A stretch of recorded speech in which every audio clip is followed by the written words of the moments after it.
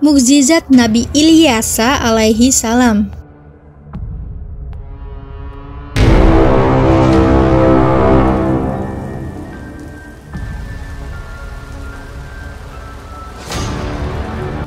Bismillahirrahmanirrahim.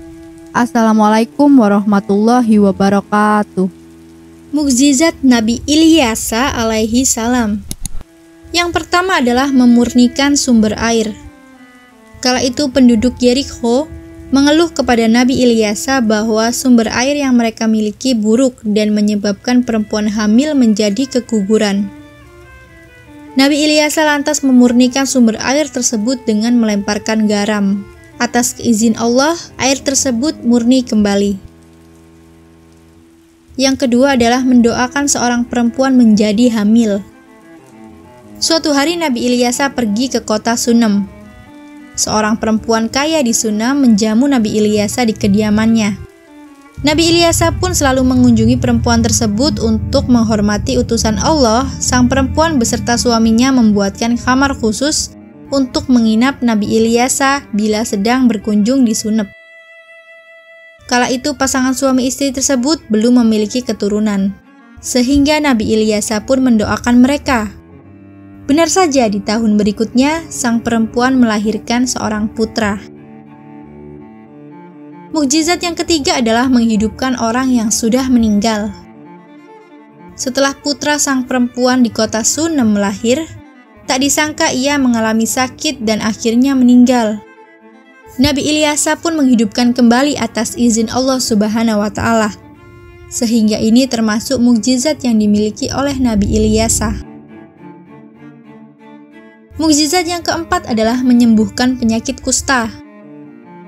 Naaman adalah seorang panglima dari kerajaan Aram di Syria, meminta kesembuhan pada Nabi Ilyasa dari penyakit kusta yang dideritanya.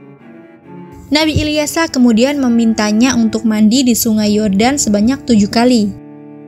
Naaman pun sembuh dan bermaksud untuk memberikan hadiah pada Nabi Ilyasa, namun ditolak.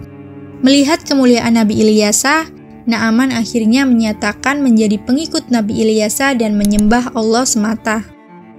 Namun pelayan Nabi Ilyasa yang bernama Gehazi meminta hadiah dari Naaman tanpa sepengetahuan tuannya. Gehazi kemudian terkena penyakit kusta karena doa Nabi Ilyasa. Yang kelima adalah mukjizat Nabi Ilyasa memberkati makanan hingga menjadi melimpah. Nabi Ilyasa juga disebut bisa memberkati makanan hingga jumlahnya menjadi berlimpah untuk membantu orang-orang yang kesusahan. Diceritakan ada seorang janda yang terlilit utang dan anak-anaknya akan dijadikan budak sebagai penggantinya. Perempuan tersebut hanya memiliki minyak zaitun dalam botol kecil. Nabi Ilyasa kemudian memerintahkan sang janda untuk pergi meminjam botol-botol kosong. Tujuannya agar botol-botol itu dapat diisi minyak zaitun dari botol kecil milik sang janda. Keajaiban terlihat ketika minyak zaitun dari botol kecil itu rupanya bisa mengisi botol-botol lain hingga penuh. Sang janda lantas menjual minyak zaitun tersebut sehingga mampu membayar hutangnya. Selain kisah ini, Nabi Ilyasa juga pernah memerintahkan pelayan membagikan roti sebanyak 20 potong kepada seratusan orang.